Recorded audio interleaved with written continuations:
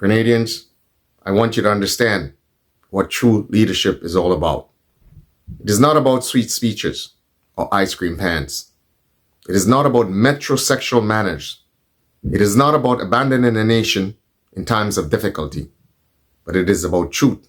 It's about character. It's about confidence. It's about strength. It's about courage. And most of all, it is about wisdom. It is about being able to navigate the treacherous waters and geopolitical climate that we find ourselves in the world today. It is a sad thing when we live in a society where a man is chastised for being of good moral character, where a man is persecuted for being of good moral character and drawing attention to wickedness and underhanded dealings. It is a good thing that Grenada has no natural enemies or no mortal enemies.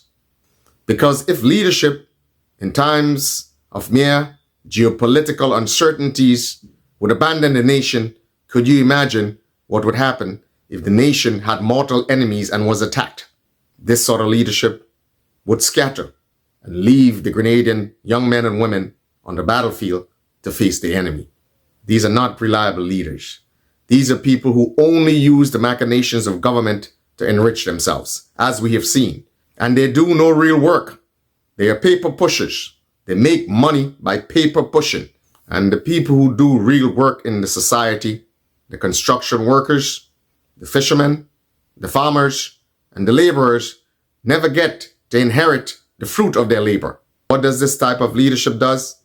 It uses its petty bourgeois, intellectual, socialist Marxists to pit the Grenadian worker against the state.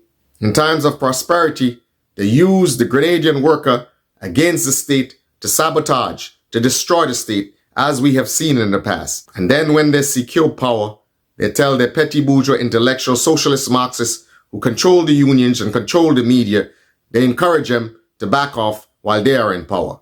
So I want you to understand, this is the sort of games that is being played in your society. I want you to see through those games. They would never encourage the Grenadian worker to go after them for the easy money they make in paper pushing and being rapacious and ripping off the coffers of government. They would never encourage a Grenadian worker to do that, but they'll encourage the Grenadian worker to go against the state where your hard-earned tax dollars is deposited. They will encourage the Grenadian worker to fight tooth and nail against the state, and which is in essence fighting against you. But they are the ones that make easy money, okay? Paper pushing money. They're the ones that accept and get retainers, okay, for doing nothing, while the Grenadian worker breaks his back to pay those retainers. So you have to understand what is being done to you. You, in some respects, are being treated like the donkey and the horse that these charlatans are riding on. And in order to maintain their power, what do you see them doing? They pit the Grenadian people against each other. That is how they maintain their power, by pitting you against each other.